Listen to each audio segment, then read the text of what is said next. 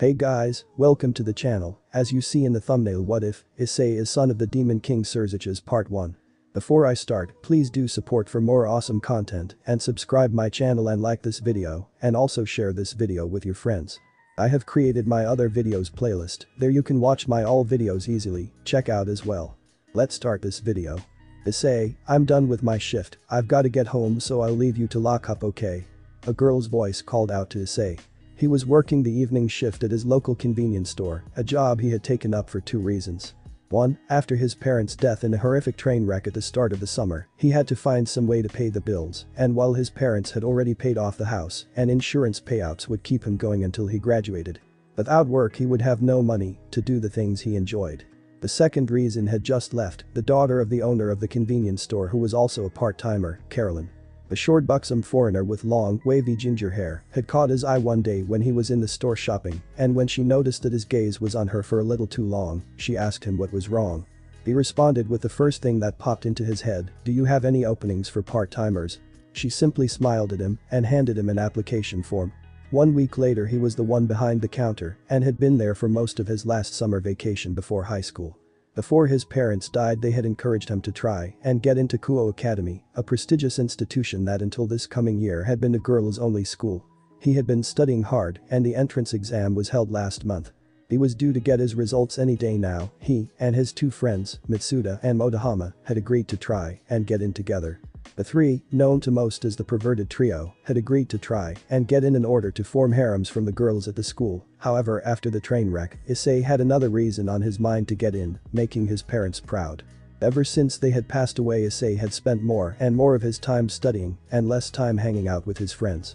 They still came to see him every so often. They once came into the store while he was working, and when his friends asked him why he was working there, he just pointed over to the checkout where Carolyn was standing. They'd gotten the idea quickly. Ring. Issei was brought out of his thoughts when someone entered the store. At this hour, really? Issei thought, looking at the darkness outside the storefront windows. The girl who entered was small with white hair that had cat pins threaded through it. If he had to guess, Issei would say that she looked to be a year younger than he was. He thought she looked pretty cute but wondered why she was out at this late hour. "Welcome," Issei said with a rehearsed smile. The girl didn't acknowledge him and simply went to the sweets aisle, emerging with more sweets than she could realistically carry. She brought them over to Issei and placed them on the counter along with a 2,000 yen bill. Issei rang up the purchase and asked if she needed a bag. The girl nodded and walked out with a sack of sweets. When the girl left, Issei began closing up the shop. He turned the sign around, locked the front door, and took the trash out to the back alley, locking the back door behind him. There was another thing about him that few people knew. Ever since he was young he could use magic, even he wasn't sure how. When he told his parents about it, they were just as confused as he was. That was the day when they told him that he was actually adopted. It was a shock to him at the time, but since then Issei had come to terms with the fact, although he did find himself wondering on slow days who his birth parents were and whether they knew about his other secret. Shaking his head to clear his mind, Issei took the bags of trash and set them in the bins, pressing them down so any passerby would be unable to see what he did next. Focusing his magic into his hand, he created a small ball of black and red magic in his palm. He called it ruination, or destruction, since this particular magic destroyed anything it touched. He quickly used it to destroy the bags of trash, saving space in the bins. He always did his best to make sure that no one ever saw him use his magic, but today, it seemed that he was negligent as a man with long silver hair ran into the alley looking fearfully over his shoulder. Issei overheard the man speaking to himself. "Damn it, Hines, just had to come to her territory, didn't you? Crimson Ruin Princess really is an appropriate name, that bitch is terrifying." That's when the man noticed Issei. "Lucky me, it seems I won't go hungry tonight at least. Sorry boy, but this is the end for you." The man walked up to Issei and began licking his lips. Issei backed up a bit and held his arms up to block whatever attack was coming. "Stop right there." The voice of a young woman came from the entrance of the alleyway. "In the name of House Gremory, I have been sent here to end you, Heinz Collenheim." "Oh, we have a civilian, Kaneko, grab him." On it.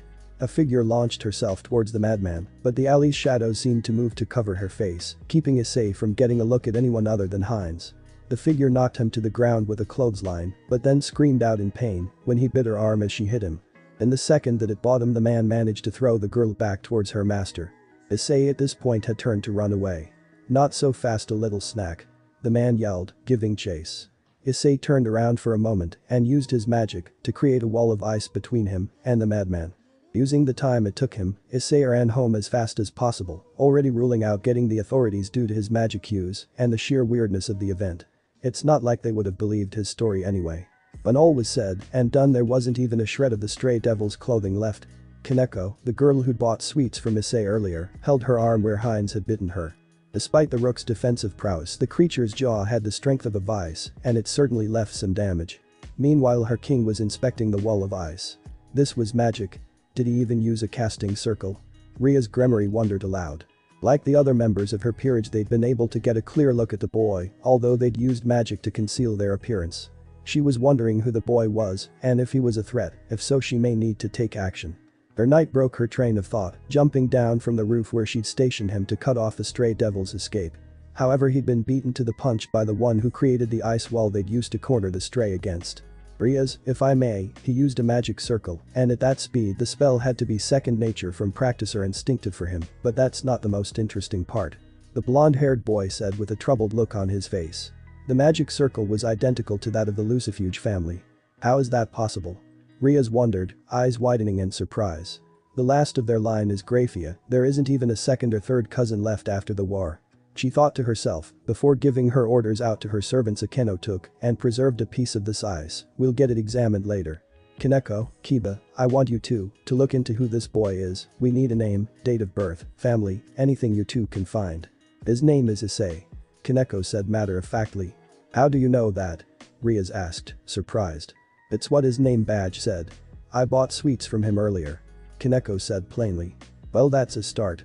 Ria said, a slight smile coming to her face at their fortune, before dismissing her peerage for the night. Issei had more or less decided to ignore his strange encounter in the midsummer as fall rolled around. While he was worried about what had occurred, he had been unable to see anyone other than the silver-haired man during the actual event, attack. He wasn't sure what to call it. When he'd returned to work the next day, he had found no trace of the man or his attackers and had sensed something strange in the alley's atmosphere that he was unable to name. The best way he could describe it was that it had given him the same feeling in his body as when he used his magic. All that he learned from the attack were two names, Kaneko and the Crimson Ruin Princess, but without knowing who those people were, Issei was left grasping at straws. Out of options, he had decided to push the incident from his mind and focus on the end of his junior high career. He was one of the few lucky males that had managed to get through all 3 stages of enrollment for Kuo Academy, and now he returned to school, but remained distant with his friends. Neither of them had passed the interview section of the enrollment process. And were focusing on getting into a nearby high school if possible. This meant Issei should have been alone at lunch and after school, as he was unable to hang out with the pair. Well, he was supposed to be alone, but as soon as school had started up again, there was a new transfer student, a boy by the name of Hyoudou Kiba, who through looks, had half the girls in the school at his feet almost immediately and had gained the other half with his matching personality. He was put into Issei's class, and Issei had been expecting to load the boy as soon as he met him, but the pair ended up getting along swimmingly. Both of them were going to Kuo Academy next year. The two were sitting on the rooftop of the school eating lunch, while a few girls hung out by the roof's entrance, stalking Kiba, who was acting like he didn't notice. So are you planning on joining a club in high school? It's a bit late for junior high, but you can't exactly be a full-time pervert again next year. You could end up getting expelled. Kiba warned as he prepared to take a bite of food. Very funny, pretty boy, I'm not sure. How about you, Kendo again? Issei asked through the mouthful of rice he was in the middle of eating, although his friend was able to understand. Well, Kendo would be nice. I'm interested in the occult research club, apparently the one at Kuo is the best funded in the country. Kiba said, taking the time to swallow before he spoke, something his companion failed to do. Occult research? Didn't have you pinned for a believer in the supernatural? Issei said, raising an eyebrow, the irony of the statement not lost on him. Didn't have you pinned for a skeptic? Kiba said, looking a little shocked.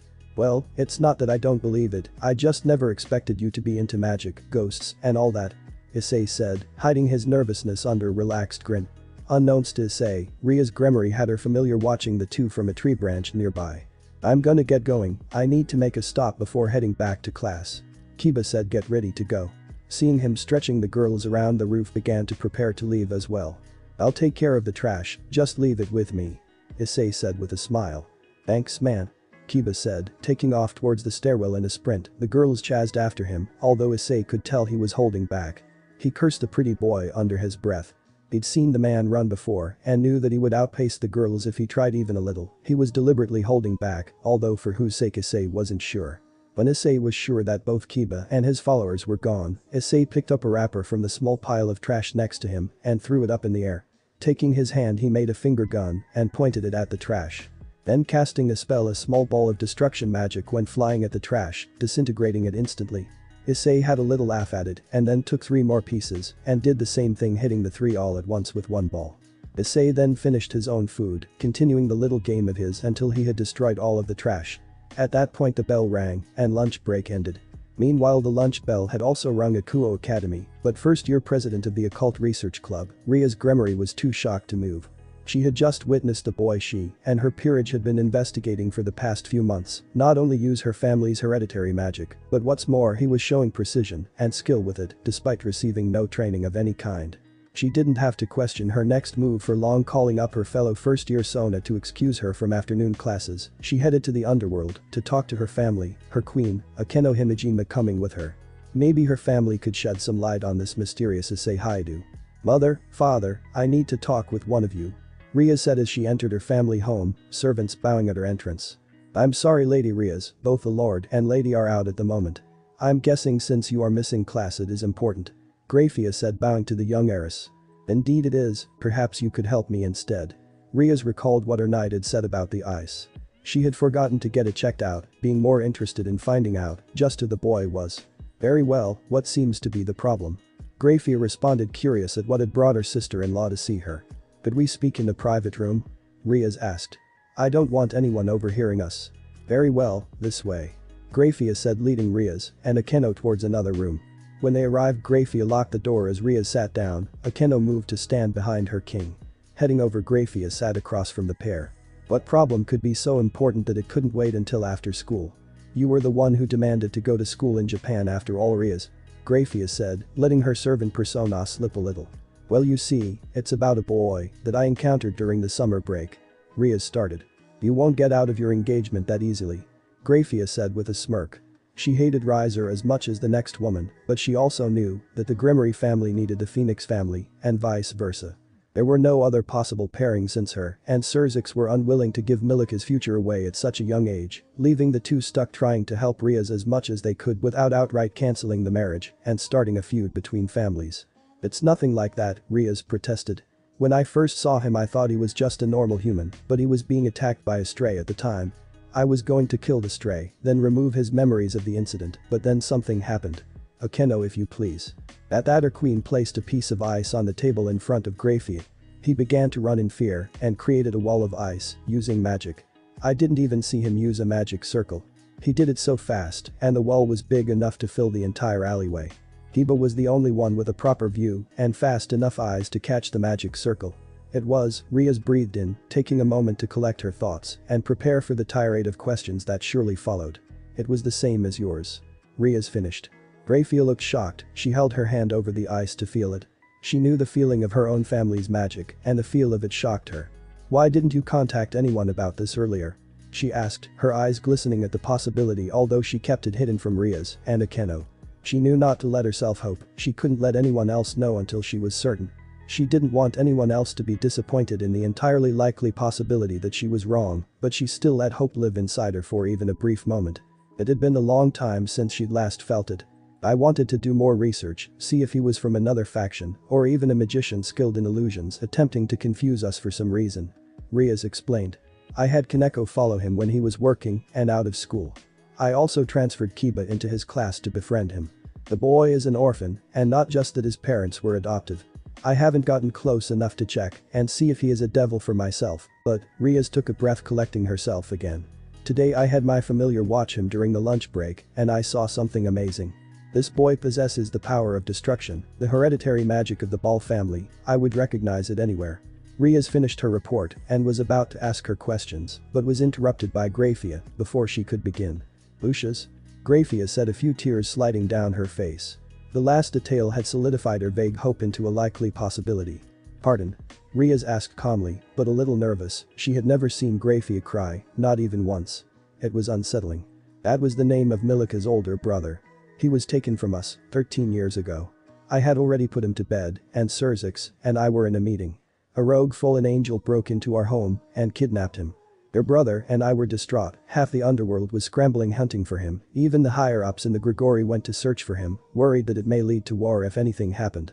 It was Barakiel that got closest to him. Akeno flinched at the name, but said nothing. He found the rogue, a grunt named Lenakiel who was desperate for another war. Barakiel took him out of the sky, but was unable to find Lucius, and Lenakiel killed himself before he could be brought in for questioning. We were certain that he had died, but if what you are telling me is true, there is a chance that my baby is still alive. Grayfia said, tears in the corner of her eyes as she recounted the tale. So you are saying that this boy could be my nephew? Riaz asked, a little shocked at the story.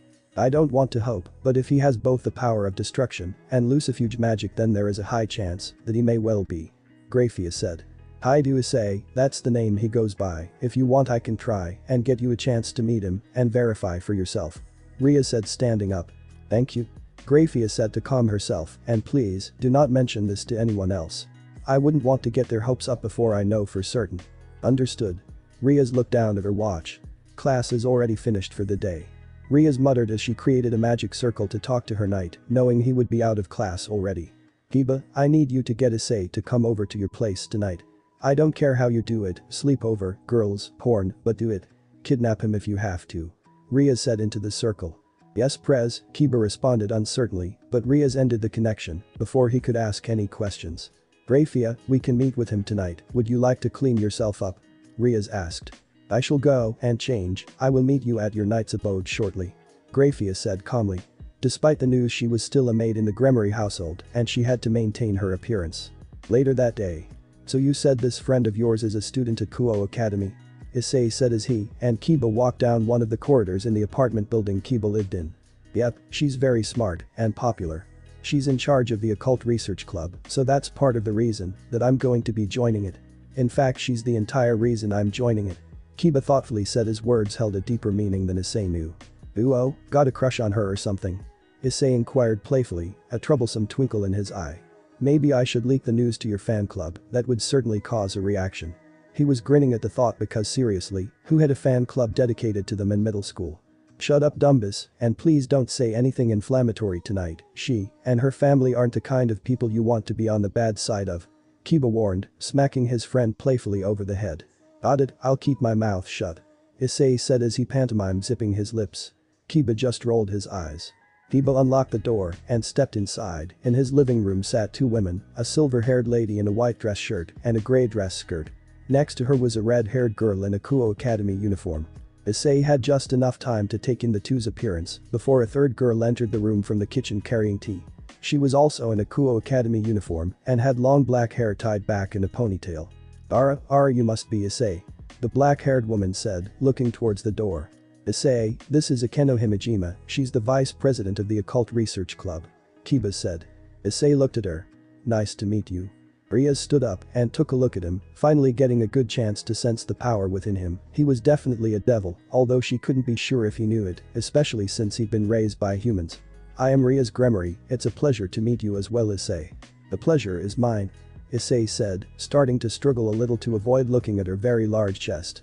He turned to look at the only woman who hadn't introduced herself. Grayfia had been staring at him the entire time, unblinking. Her hands covered her mouth as tears ran down her face. When Issei looked at her, she found herself running over to him and throwing her arms around him in a hug. Issei started. This is Grayfia Lucifuge, she's Kiba started to say before looking at his king for guidance, unsure of what was going on. I'm your mother, I can't believe I finally found you. Grayfia said crying, a huge grin growing on her face. Mother? Issei asked in disbelief. Grayfia backed away a little, tears still streaming down her cheeks, and a wide smile ran in between them. Summoning a magic circle, she held it out so he could get a proper look at it. Seeing the symbol, Issei's eyes widened in recognition at the symbol he saw every time he cast his ice magic. I'd know those eyes anywhere, I could feel it as soon as I saw you. As for proof, Grayfia said, I already know you can make a magic circle like this one. Don't do any magic, but make the circle at least. Issei did as the woman commanded, a little shocked that someone else could do magic other than him. Summoning magic to his hand, he created a circle holding it out next to Grayfia. Every devil in the room could see that the two were identical. It's really you. I can't believe I finally found you. Grayfia said, pulling her son into another hug.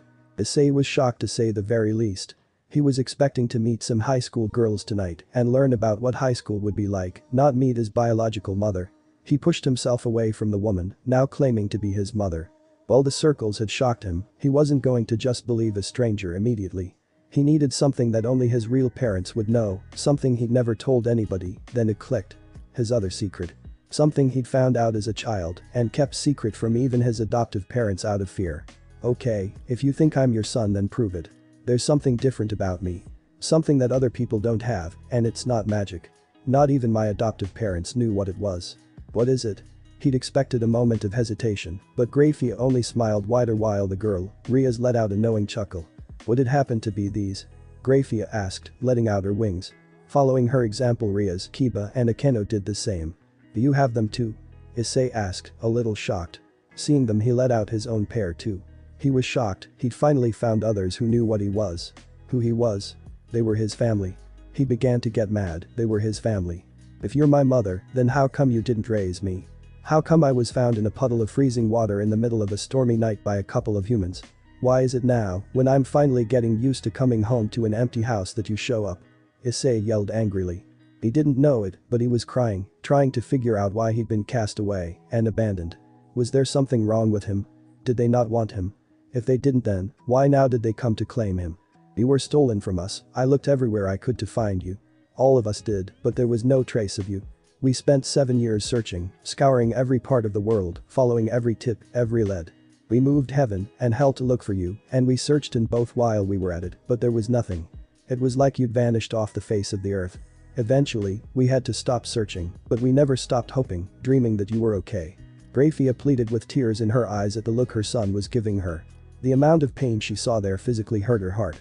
This is all too much, the magic, you being my mother, me being kidnapped. Just let me think for a minute. Issei said, collapsing onto the couch.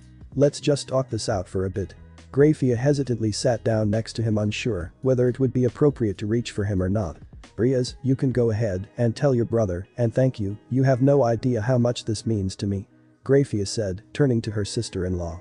I'll go and get my brother then, and hey, I get a new nephew to spoil out of it. It's not all bad for me. Riaz said, making a magic circle on the floor. Kiba, Akeno, come with me, we'll give them a chance to talk alone for a bit. Riaz said as she and her 2 servants took off. I can't believe any of this is really happening. Issei said. I have so many questions. Well, I'll try to answer as many of them as possible. Is it alright if I call you Issei? Grayfia said, struggling to use his human name. It's fine. That's what all my friends call me, and you are my mother. He still hesitated saying it, but I want to know, what was the name you gave me? The name we gave you was Lucia's Lucifuge Grimory. Grayfia said. Your father, my husband, Sirzechs, will be joining us soon. Hopefully, once he is here I can explain your family name a bit better. Well, how about we get to the elephant in the room? Why is it that we can do magic? Issei asked, putting a hand behind his head nervously. You might not want to hear this, but Grayfia paused for a second. We aren't exactly human. Issei took it better than she expected, rolling his eyes. Obviously, we have freaking wings, but what are we? We're devils. There's a lot more to it than that, but the short version is we are the kinds of devils that they talk about in the Bible. Grayfia clarified, a grin still on her face. At least her son was coping well enough to be sarcastic with her. That explains why it hurt every time I was dragged to a church as a kid. Issei noted, shocking Grayfia. Who dragged you into a church? Grayfia yelled a little furiously. If he was taken to a church, then someone there could have recognized him as a devil, he could have been killed. Well, there was this girl. Issei said, his face blushing a bit. We were good friends when we were younger, but she had to move away a couple of years ago. Anyway, Grayfia coughed to get back on topic. I've been told that your adoptive parents are already, you know. Yeah, they died earlier this year. It was a train wreck, there were a lot of people killed, guess they were just unlucky. Issei said, his face turning downtrodden. Were they good people? Grayfia asked hesitantly. The best. Issei said with a light smile on his face, but sadness behind his eyes. It was at that point that another magic circle appeared on the floor. This time a man with red hair entered the apartment, his eyes darting around wildly. He noticed Grayfia and Issei running over here, wrapped both of them in a hug. I can't believe it's really you, she found you. The man said, letting go to study Issei at arm's length, his eyes darting around wildly as he took in every detail. Issei, this is your father, Sirzechs Lucifer, he is one of the 4 Satans currently ruling the underworld. Grayfia said calmly. I'm gonna need a history lesson on this soon. Issei said, sitting back down, his head hurting slightly at all the revelations he was experiencing in one night. We can get it sorted out later. Sirzechs said, sitting down next to Grayfia. He ran his hand through his hair nervously, a habit Issei and he unknowingly shared. Sorry, I just can't really believe it. After all this time you were right under our noses. It would be funny if it wasn't so sad. Under your noses? Issei asked. You know Kuo Academy, well I along with my mother are on the school board, so we are in this town quite a bit. Not to mention Riaz and Sona attend the school here, so it's kind of impressive you managed to avoid us this long. Sirzechs said, laughing a little. If we didn't find you this year then we would almost certainly have found you next year when you started attending. So what are we going to do now? Grayfia asked her husband. Well, we can't exactly kidnap Issei, but now that we have finally found him, we aren't just going to leave him alone again. Sirzechs said. The conversation between the three went well into the night and covered a variety of topics. From what they were going to do next as well as what Issei had been up to. It was decided that Issei would continue his life as normal for the most part. He would take the Lucifer and Grayfia names and move Hyoudou to his middle name, honoring the memory of his adoptive parents.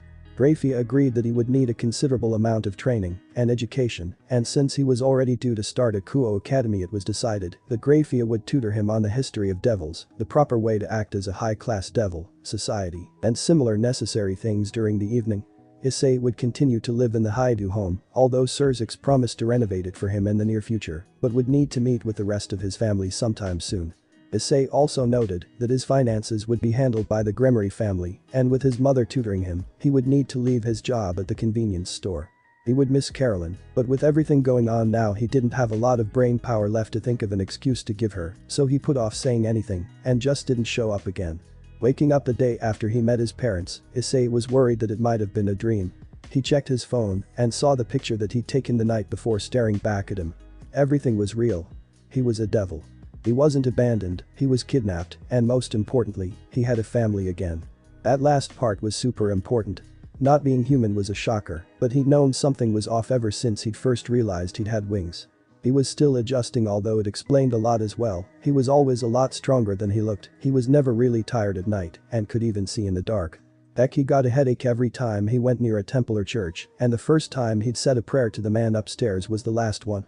He went downstairs to the kitchen and fixed himself some breakfast. It was a weekend, so he had the day off. Apparently he was going to be brought to meet with the rest of the family later today. Once Grayfia showed up, Issei greeted her with a hug which caused her to lose her composure for a moment before she launched into her lecture on how to act today. First of all, no wandering eyes, everyone you meet today is family. Second, let us do most of the talking. Finally, don't be afraid to ask questions, you are just being brought into the supernatural world, so ask away. Yes, Mom, Issei said, still struggling with the word although he was trying. But now let's look over what you'll wear today. Issei ended up in smart casual clothes. A simple red t-shirt with black jeans. Grayfia created a magic circle and motioned for Issei to join her. The two teleported to the Grayfia mansion and were met by Sirzechs in the main hall. Noticeably absent were the servants who Sirzechs had dismissed before their arrival. Hello, father. Issei said tentatively. Sirzechs was very well dressed in what appeared to be some kind of robe. He wouldn't have looked out of place as a final boss in a video game, Issei thought. Hello Issei, how are you feeling? Sirzechs asked. Their conversation was strained at best, neither was quite sure how to act around the other. Suddenly being told that he had a family again was still messing with Issei's head, while Sirzechs on the other hand had no idea what kind of person Issei was, although he was looking forward to getting to know him. Terrified. Issei admitted. Don't worry, you'll do fine. Sirzechs assured his son, resting a comforting hand on his shoulder. Now come on, let's not keep your grandparents waiting. Entering the dining room, Issei stood tentatively behind his parents, hidden from sight, although he could see fine. He saw at the table two young-looking women, a mature-looking man, and a young boy. The boy looked like Issei did when he was younger, except he had red hair like Sirzechs. Issei recognized a red-haired woman as Riaz, Kiba's master, and his aunt, which left him to assume that the last two were his grandparents. The man had the family's signature red hair, whereas his grandmother seemed to be where Issei got his brown hair from. Oh, Sirzechs, Grayfia, what a surprise, we haven't had you two visit together for so long. The older woman said with a smile on her face. Tell me, is it for work or pleasure? Her face looking almost disappointed that they might answer with the former. A bit of both actually. For you see, we have some very, very good news. Sirzechs said, barely containing his excitement, a grin on his face he was unable to hide. For someone of his stature, getting to not only see his family, but have good news to share when doing so was rare. Ria's had a very self-satisfied look on her face knowing of the announcement and her role in it. And judging by your sister's face, I assume she knows about it already. The older man said, a cheerful twinkle in his eye. Only because she was the one that found out first. She was the one that told me and Grayfia about him. Sirzechs said, dropping the first hint. Him? Venelana asked, thinking through the possibilities in her head. She then noticed the power that Grayfia and her son seemed to be trying to hide behind them. It felt so familiar to her. It couldn't be. She muttered, shocked, placing her hands over her mouth as tears sprang to her eyes. What? Her husband asked, noting her reaction. Xiaudicus put down his cutlery and stood to pay full attention to the situation, his expression serious, all cheerfulness gone in an instant. Yes, a while ago a particularly interesting person showed up when we were dealing with a stray devil. A devil, pure-blooded, that could control the power of destruction and cast high-tier ice magic. I approached Grayfia yesterday about it, and last night I had Kiba bring him along so we could meet him. Riaz explained, a grin on her face as she shared the beginning of the story. Once I saw him I was almost brought to tears. You are correct in your assumption, Lady Gremory. Last night we found our son. Grayfia said, keeping her composure but hiding a smile. She didn't want to admit that she'd cried at seeing him again. It didn't go with her reputation as the Ice Queen. Lucius, you found him? Xiaudicus asked in shock, falling back heavily onto his chair, a hand raised to his forehead. Well, he isn't going by that name anymore. Allow me to introduce Issei Gremory, our eldest son. Your older brother, Milikas. Sirzechs said, grinning triumphantly as he and Grayfia stepped aside, unveiling Issei. Hi. Issei said, giving an awkward wave to his family. His real one, who he was meeting for the first time, at age 16. The family sat down and ate together, all interested in hearing Issei's tale. Issei explained how he was adopted by the Hyoudou family and that they had sadly died in a train wreck in the summer. He told them about his upbringing, his efforts to get into Kuo, and his training with magic on his own. He noticeably left out all the more perverted parts of his life, not wanting to make them think he was one even if it had been true. Eventually they reached the present and what would happen next. So Issei, you said you were going to be starting at Kuo next year, correct? Xiaudicus asked, stroking his goatee thoughtfully. Yes, I already have everything sorted out, I just need to get the uniform and make it to the end of this year. Issei explained.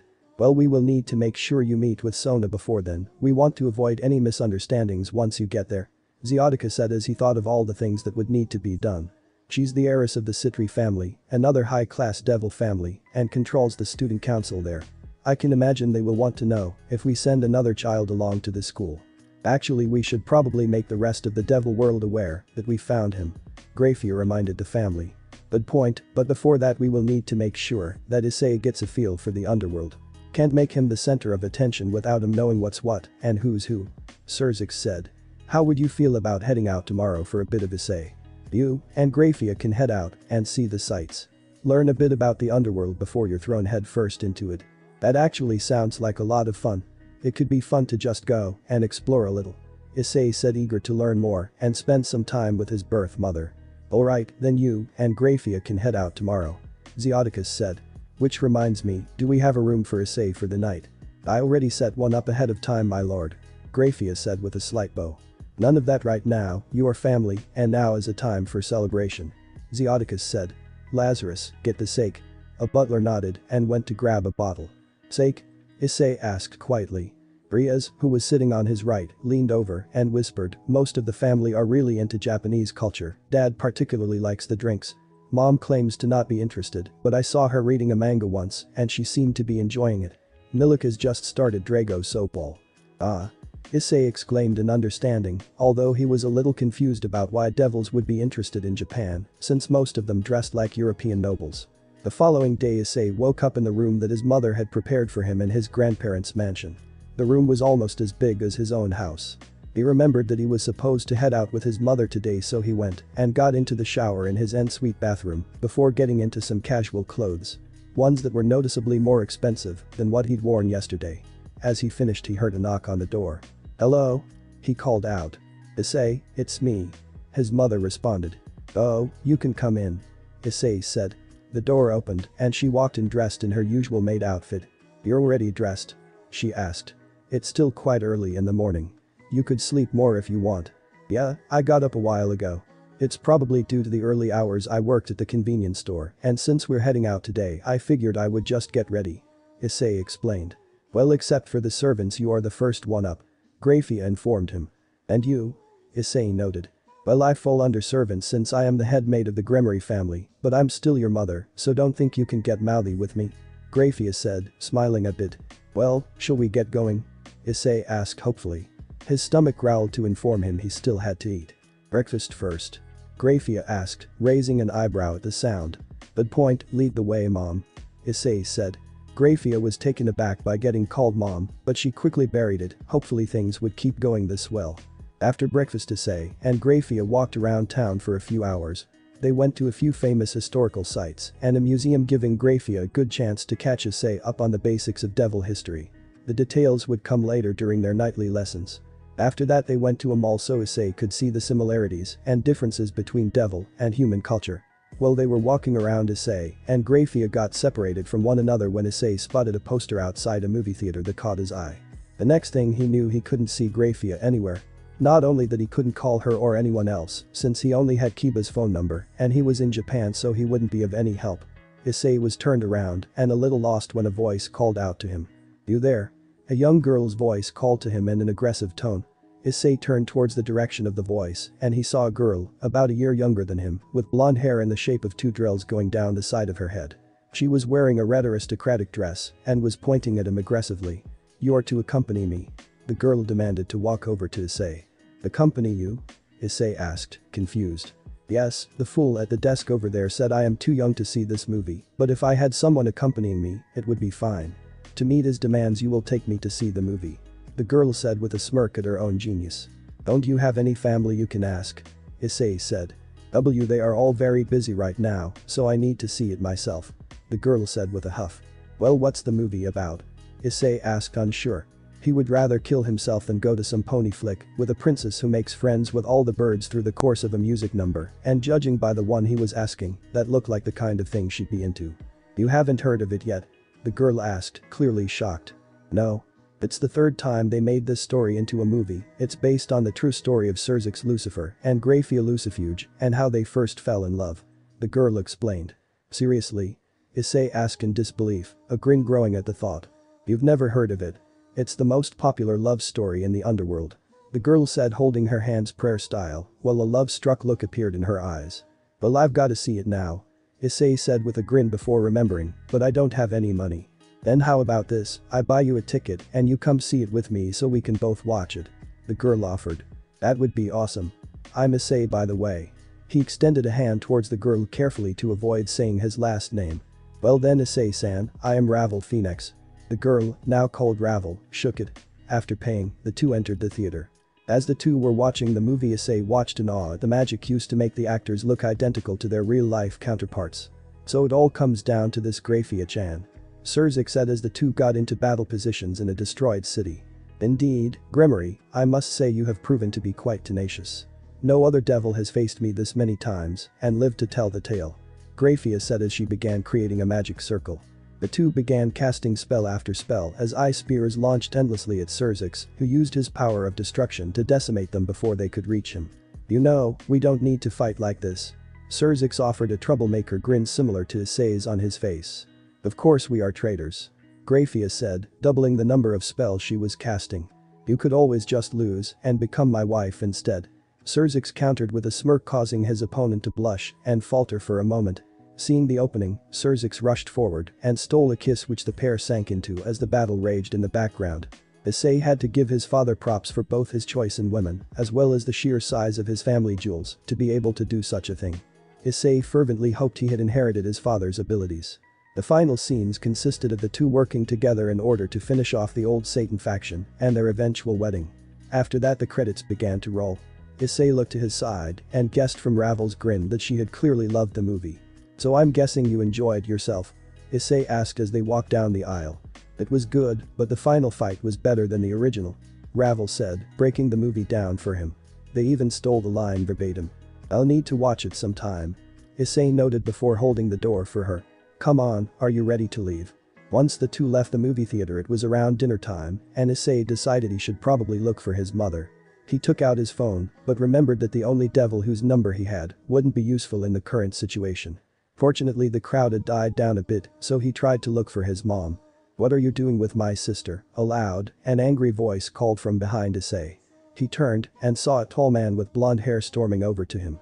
The loud voice drew attention to them as most onlookers turned to see what was causing the commotion. "Ani-sama, what are you doing here?" Ravel asked. "Looking for you. Mom and Dad said you went out," the man said, grabbing the front of Issei's shirt. "Who is this worm? Did he lay a hand on you?" "I'm Issei." Issei attempted to introduce himself when suddenly a massive flaming orb was thrust in his face. "I didn't ask you to worry," the man said when all of a sudden a freezing chill came over them both. The flame died as the man turned towards the origin of the chill. "There you are, Issei." A relieved but angry voice came from nearby. The three devils turned and saw Grayfia walking over looking displeased, the crowd parting for her like the Red Sea to Moses. The woman had a cheerful grin on her face, although all three devils could see that it didn't reach her eyes. Simultaneously 3 gulps could be heard. "Grayfia-san, to what do I owe the pleasure?" the man asked, his voice respectfully calm as he shivered slightly. "Riser Phoenix, I would ask you to unhand my son." Grayfia said, her smile still plastered on her face. Riser complied though he looked shocked at the news. "Your son?" Ravel said, shocked as she looked between Grayfia and Issei, the latter of whom was grinning sheepishly as he rubbed the back of his head. "Indeed, Issei Lucifer Gremory, myself, and Sirzech's eldest son." Grayfia explained, "Now then, Issei, it's time we got back, don't you agree?" Issei nodded and followed after his mother, before turning back to wave goodbye to Ravel, who couldn't help but move her mouth up and down in shock. "I'll talk to you later, Ravel, thanks for the movie." Issei got a stern talking to from Grayfia once they got back to the mansion, but he had to get back to Earth, so he explained what happened to his parents, who were both embarrassed to find out the son had seen the movie based on them. Issei played video games with Milikas a bit, but he eventually headed home. Some good did come from the confrontation though. Issei and Ravel become quick friends. They met up so he could watch her copy of the original and first remake of the movie. After that the two kept meeting to watch other movies, mostly romances since that was what Ravel enjoyed the most. Issei kept watching because he enjoyed hanging out with Ravel, and he was learning a lot about devils from watching the movies. When Issei returned to school, after reuniting with his family, things changed almost immediately. Within a week they had been able to change his name and officially register him as their son. He supposed the devils had more connections than he had first assumed. More than a few people asked him about the sudden name change, but he simply said that he had met his birth family and that they had been looking for him for years. A few people started rumors that he was doing it for attention, but they were quickly snuffed out by none other than Kiba. Some girls were talking about it and Kiba mentioned that he'd been there when Issei met his mother. After hearing it from the school prince, the girls were all down with the change. Issei also decided that with a new name would come a new him, so he rounded up all of his old erotic magazines and began to burn them, but not before looking through them one last time. He also took the time to read any books he could find that were related to the supernatural. While some of it was obviously made up, he was able to learn quite a bit. His lessons on Devil Society in the evenings with Grayfia went by faster than he expected, but there was one part in particular that stuck out to him. "So high-class devil males will sometimes take multiple wives in order to ensure heirs?" Issei asked his mother, a little shocked. "Yes, though your father and grandfather only love one woman, some will take multiple in order to ensure heirs. While others will just simply claim women as their own in order to build a harem. One example is Riser Phoenix, Ravel's elder brother. His peerage is filled with 14 women, all of whom are bound to follow his will no matter what. This man is Ria's fiancé, unfortunately," Grayfia said with a look of distaste on her face she failed to hide. "If he's so bad then, why is she marrying him?" Issei asked blankly. The Gremory family and the Phoenix families seek to bring their families closer together, and an engagement between two of their children is the best option. Unfortunately, Riser's brother has no interest in taking a second wife, and me and your father refused to have either you or Milikas be married to someone you don't love. We also don't want to force poor little Ravel into marrying someone she doesn't love, even if we know for a fact you and Milikas are far better than Riser. Isn't there some way that she can get out of it?" Issei asked, looking deep in thought. "Well, the contract does state that if she or a champion of her choice can beat Riser, or a champion of his choice in a rating game, then she can dissolve the engagement, but Riser is extremely powerful, so the chances of that happening are near zero," Grayfia said, looking a little dejected. A week before he started high school, Issei was taken to have his evil pieces set up, and by the time he was walking into Kuo Academy he was officially a high-class devil. The first thing he had to do was meet with the student council president and his aunt. "Issei, welcome." Kiba said, opening the door for him as he entered the occult research club. Thank you. Issei said, taking a seat on the sofa facing Sona. Alright, thanks for coming, let's begin our meeting. First up on the agenda is ground rules for peerage recruiting. Issei, you have your evil pieces now, yes? Riaz asked. Issei nodded his confirmation. Alright, whenever one of us finds a potential member we need to inform the others in order to avoid disputes. Sona, if it's alright with you, I would like to give Issei priority if there is anyone he wishes to use his queen piece on. It being the most important piece, I would like to make sure that neither of us stop him from getting his first choice for the position. Riaz said. That sounds fair. Sona conceded. She didn't like the idea of someone sweeping in and stealing Tsubaki from her, so she accepted the rule on a moral point. Thank you very much. Are there any prospects either of you already have your eye on? Issei asked respectfully. Glad you asked. I'm keeping an eye on a boy in your year by the name of Saji. I'll see how he acts in school, and I'll have my decision in a month or so. Sona said. Both Grimmery said, making mental notes that he was off the table, for now. I've not got my eye on anyone in particular at the moment. Riaz said dejectedly. Issei shot his aunt with a sympathetic grin. Now that he knew her situation, he knew that she needed all the peerage members she could get, but she already had members, he was starting from nothing, so he thought he had the right to be a little selfish when it came to recruitment. He was a devil after all. Got it? Issei said. Now with regards to devil work. Sona said, taking out a few sheets of paper. Riaz will assist you with contracts and summons until you get familiar. Sona put a color-coded chart down, showing how the city was divided up currently between the two kings, before laying a second down, showing how it would look in the future when Issei had gathered a few pieces. As for strays, both of us will take you on hunts so you can gain some experience. We take alternative shifts on hunting strays, and we will each take you on half of them, except about one every 2 weeks or so. Once you've got enough peerage members, we'll include you in the cycle too. Sona said, taking out another paper. Finally, you will need to form a club in order to have your peerage be close by without drawing attention. Sona handed him a club application form. Under activities other was already selected. You don't need to turn it in now, but once you have 2 or more servants it'll probably start to matter. Just bring it to me whenever you're ready. Alright then, I need to get going, but I'll talk to you two later. Issei said, getting up and heading for the door. Issei was one of the last ones to get to his classroom, meaning that he didn't get much choice when it came to his seat. There were 2 spots left, one near the window in the back of the room and one in the third row near the door. Issei decided to head for the window seat since it was closer to where he sat in junior high and was far enough back that he would feel comfortable enough to sneak in a nap if needed. Once Issei sat down, the last missing student, Kiba, entered. Not that it surprised Issei much, but the second he entered he could hear almost every girl in the class collectively gasp. What did give him a bit of a surprise was the lack of reaction from the girl adjacent to him. He turned to take a quick look at her, and to his surprise it was one of his classmates from junior high, Kaori Murayama. She was one of the few girls in junior high who he never noticed focusing on Kiba as much as the rest of the girls in their class. She and Issei never really got along great, with him being one of the big 3 perverts in the school, but ever since he stopped hanging around with them, she seemed less intimidating when she looked at him. The part of Issei wanted to say hi to her, but he figured it would be pushing his luck a little, and he didn't want to start any rumors about himself on the first day. After class, Kiba and Issei were making their way to their lockers and chatting away. So have you taken notice of anyone yet? Kiba asked. I tried doing that thing my father taught me about sensing potential sacred gears in people. I got a hit, but I'm not sure at the moment. I might ask Riaz about it, maybe she can help me come to a conclusion. Issei responded. Not a bad idea, I'm pretty sure she would happily help you out if you aren't sure. You need to be careful with your servants, you only have 15 pieces and you only get to use them once. Kiba reminded him as they reached their lockers. Issei opened his first and a letter dropped out. Wow, someone's. Kiba began taunting Issei as he opened his locker. To both their shock, at least 30 letters came tumbling out.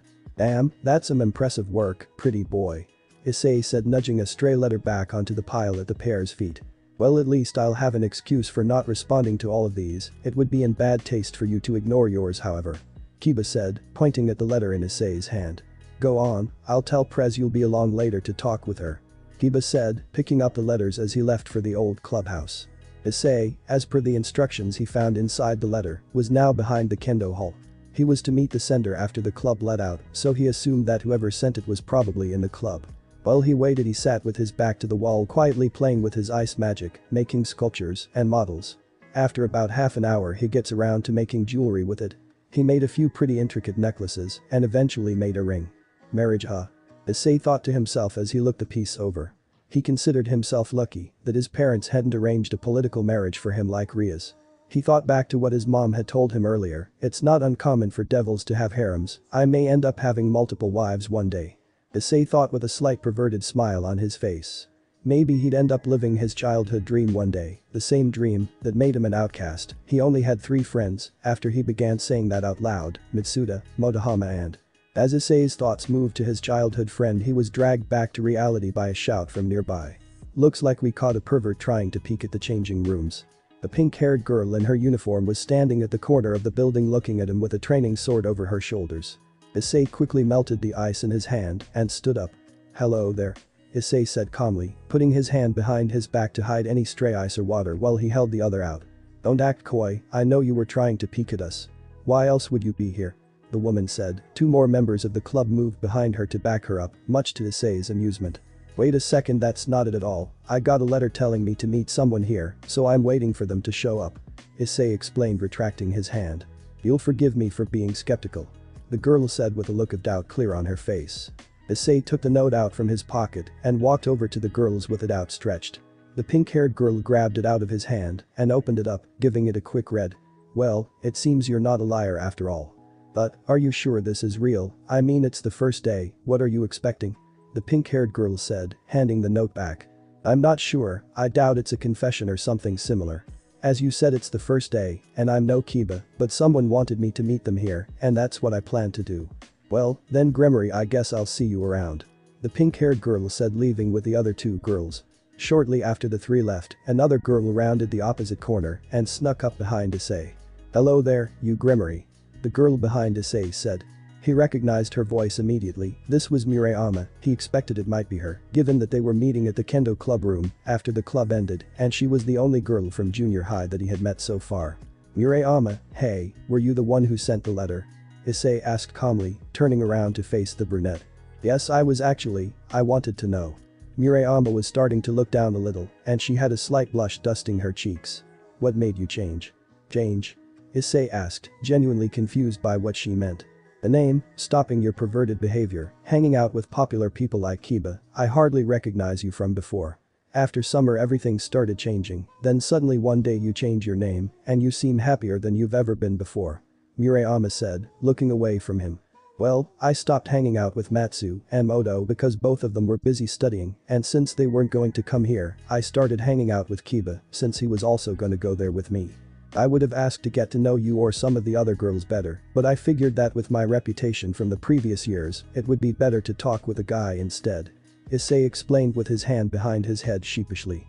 "As for the name change, Kiba was introducing me to some of his friends who would be in the year above us at Kuo, the 2 in charge of the occult research club, and when I got there they had another woman there, my biological mother. When she saw me she was convinced that I was actually her kidnapped son, and we ended up doing a test to confirm it. After that I met with the rest of my family. Long story short, I'm from the same family as the president of the Orc, Ria's Gremory. I'm actually her nephew, and I took up the family name, but kept my given name in memory of my adoptive parents." Issei finished explaining and put his hands in his pockets. "Is that all you wanted from me? That'll do for today. You Gremory," Murayama said. "Just call me Issei, it'll be easier for you to remember," Issei said, taking off. Later, Murayama. Kaori Murayama commanded at Issei's retreating backside. Issei said, turning back to look at her. "If I'm going to call you Issei then you have to call me Kaori," Kaori said. "Alright then, later Kaori, I'll see you in class tomorrow," Issei said, taking off for the Orc. Kaori quickly ran behind him and hugged him from behind, startling Issei. "Just so you know, I like this you a lot better than the old one," she said, quickly running off. Issei stood frozen in shock for 2 reasons. One, he was just hugged by a girl of her own free will, and the other was the power he had just felt coming off of her. It was definitely a sacred gear. He wasn't sure what it was, but he knew that she would certainly be a good person to make his time skip. Issei entered the occult research club and greeted the members. "Hello everyone." Kiba and Akeno immediately walked over and began probing him from the sofa he'd lazily thrown himself down on. Ara to think that our little Issei is turning into a ladies' man. Oh, what's a girl to do?" Akeno intoned, bringing a hand to her cheek for dramatic effect. "So, any luck with that love letter?" Kiba inquired with a grin on his face. I guess, the girl who sent it knew me in junior high and wanted to ask what happened to make me change so much. Issei said, but she's also the one who I mentioned earlier. Issei finished looking at Kiba pointedly. The one with the sacred gear, Kiba said seriously. Yeah, I'm sure. I don't know what it is though, is there any way to find out? Issei asked, this time to Riaz who was looking on at her nephew trapped between her knight and queen. Unless you can get it to awaken, I highly doubt that you will learn what it is. Best to keep an eye on her. Can you give me her name, so that me and Sona can mark her off as potentially yours for now? Riaz asked, resting her chin on her interwoven hands. It's Kaori Murayama. Issei responded. Alright, I'll let Sona know. Riaz said, making a magic circle with her hand to contact her friend. Later that night the orc plus Issei went out to hunt a stray devil. There was a stray going around sexually assaulting girls walking around late at night. That would be bad enough if it was a human doing it, but this former bishop was using hypnosis in order to make the girls do it with their own free will, then left them with the memories of what happened. Quite a few had suffered mental breakdown afterwards, and more than a few suicides had been blamed on the creature. The team had tracked him to an abandoned building, formerly a sports shop which he had lured a girl into minutes earlier. We need to get started sooner rather than later, every second we waste is a second he could be assaulting that girl. Issei said anxiously. This was his first stray hunt, and it was rather intimidating, but knowing what this monster was doing certainly made him feel better about what they were there to do. Alright, then let's enter. Kaneko, you have a point. Kiba watches our flanks. Issei, you, me, and Akeno are the main firepower. Riaz ordered, and the team moved towards the building. When they got to the door, Kaneko took the door down with a single strike. Knock knock. She deadpanned as the door flew to the other side of the building, clattering as it hit the ground. I think you're supposed to do that before you knock the door down, Issei said as he walked past her into the room. When he entered, Issei turned on the lights and was shocked with what he saw. Before him was the stray devil. It had taken the form of a very fat man in a greasy tight-fitting shirt and boxers. The shirt failed to cover the stray's enormous girth, so the entire group was treated to his hairy outie, but what shocked Issei was the brown-haired girl in a Kuo Academy uniform. Kaori? Issei whispered. This was the girl who'd sat next to him in class, the girl who had hugged him earlier that very same day. The one who he had decided to tell everything to and hoped that she would become friends with him, the real him, the devil him. This disgusting stray was standing over her and trying to claim her as his. When Issei spoke, the devil turned its gaze from Kaori and looked at the group of devils there to kill him. Growling, he retreated into a back corner, leaving Kaori, who turned to face them. There was a yellow glow to her eyes and a blankness to her stare that chilled Issei to his core. Careful, she's under hypnosis. Kaneko restrains her. Riaz ordered. The small white-haired girl nodded and rushed Issei's classmate. Kaori drew her shinai and struck Kaneko along the side of her face so fast that it actually left a cut. Kaneko attempted to push her against the wall, but Kaori jumped over the younger girl's head. Kaneko quickly recovered from her collision with the wall and turned to face Kaori again, but found her enemy already attacking her. Kaneko took an extra strike, this time along her arm, and then attempted to strike again, but this time her attack took far longer to hit than before and was easily sidestepped by Kaori. What's going on? She's far too fast for a regular human. Kiba said worriedly. I've got this. Kaneko protested, but she was far more sluggish. She shouldn't be nearly this tired fighting one mind-controlled human. Perhaps it's her sacred gear? Issei offered. That is a possibility. Is it somehow slowing down Kaneko or speeding her up? Kiba wondered. Issei shook his head in understanding both. It's draining the speed from Kaneko every time she hits her and giving it to her. Kaneko fell back. Kiba Riaz was about to give an order when Issei ran at the hypnotized girl. I've got this, Issei said confidently, creating a magic circle underneath Kaori, encasing the girl's shoes in ice, trapping the girl. He then grabbed her shinai mid-strike and sent a small amount of destruction into the blade, breaking it, leaving her trapped and unarmed. Issei walked back from Kaori and watched her pointlessly try to reach them. That should hold her until we can take down the target, Issei said. Quick thinking, Issei, I'm impressed. Riaz said. The group walked towards the back of the building and found a stray trying to teleport away, but Akeno's lightning interrupted the circle, breaking it. The stray attempted to move towards the window but found Kiba blocking his way. There is no escape for a runaway like you. For your crimes as well as your actions against the women of this town, Riaz Gremory, condemn you to death. She ordered, launching a beam of destruction at the stray. However, as the strike was on its way, Kaori, now barefoot, ran and jumped into its path, taking the hit instead. Issei, in a moment of shock, anger, and clarity, charged in and destroyed the stray himself, pooling the power of destruction like he had seen Riaz do previously. He annihilated the disgusting creature so that not even a hair of it was left. When Issei came back to his senses, he looked to the other devils who had laid Kaori down, while Akeno and Rias tried fruitlessly to heal her. There was a large gash on her stomach from where Ria's attack had struck her, and even from a few feet away, Issei could tell it was a mortal wound. "Issei, what are you doing here?" Kaori asked as Issei walked over to her. It seemed the death of the stray had broken his hypnosis control on her. "I should be the one asking you that question," Issei responded softly. "I was walking home from the store when I heard a voice asking for help. I looked in the window and then I couldn't control my body. I ended up attacking you guys and then Issei stopped me, but she began to break down crying. "I'm going to die now, aren't I?" she asked.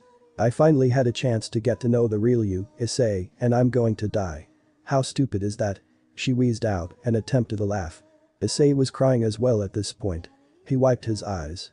"You don't have to," Issei said, summoning his evil pieces to him. "I can save you," but Issei gulped, preparing for the worst. "If I do so, you won't be human anymore. If you're trying to comfort me, it's fine. I'm just glad that I was once again able to see the real you. The boy I fell in love with." Kaori whispered her last words softly for anyone to hear as she passed away in Issei's arms. Flashback first day of middle school. Kaori Murayama was running late. She'd decided to stay late at kendo practice last night and had been too tired to wake up on time. She ended up rushing out of the house with a piece of toast in her mouth like some kind of anime girl. She'd ended up eating it too quickly and gave herself the hiccups. When she got to class, she took a seat in the second to back row, one seat away from the window and next to a messy brown-haired boy. She turned to introduce herself to him. "Hello there, my name is Kaori Murayama." She blushed and was about to look away embarrassed, but before she could, he whirled to face her. "Boo," he said loudly, giving her a shock. Acting on pure reflex, Kaori punched him in the face. "What was that for?"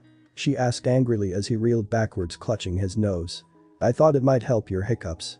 The boy groaned, a weak smile on his face despite the pain. "I'm Issei, by the way, nice to meet you too." "Thanks, I guess." "Hey, that actually worked." She put her hand to her throat and was shocked that his stupid idea had worked.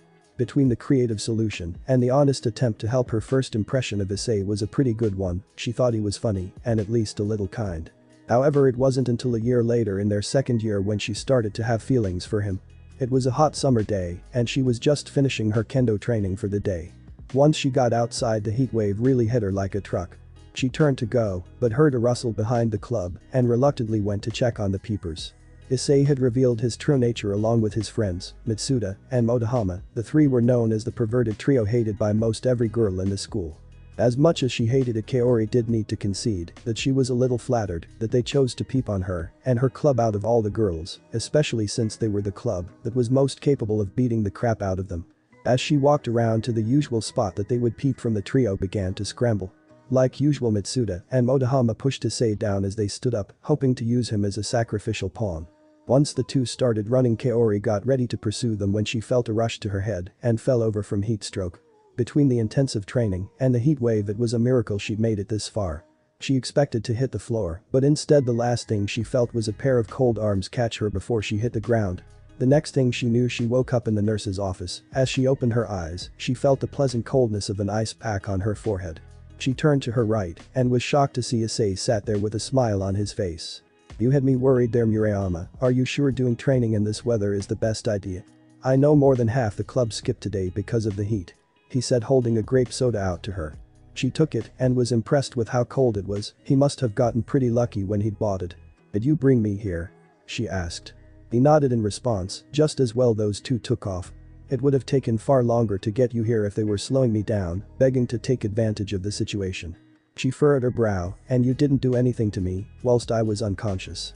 "Of course not, you passed out suddenly. I was too busy worrying to mess with you. Besides, I've said before, I'd only do something like that with someone willing," he said, backing up, palms out in an attempt to pacify her. She opened the drink and took a sip. "Thanks," she said quietly. "I'll get going then, see you in class," he said as he took off. That seemed out of character for him, Kaori thought to herself as she watched him walk out of the room. Then she thought back to how he had acted in their first year, before he started hanging out with those two friends of his. This was more like how he would act before then. It was almost as if without those two he was kinder, more empathetic, more romantic. She shook her head. Where did that come from? Romantic. She was determined to never let herself think of the pervert as romantic again. Except she did, far more often, that she would admit even to herself. It didn't feel like a crush though, not until after that fateful summer, when he got back from vacation. He was very different from the boy that had left. He was taller, sure, and he looked a bit more manly as well.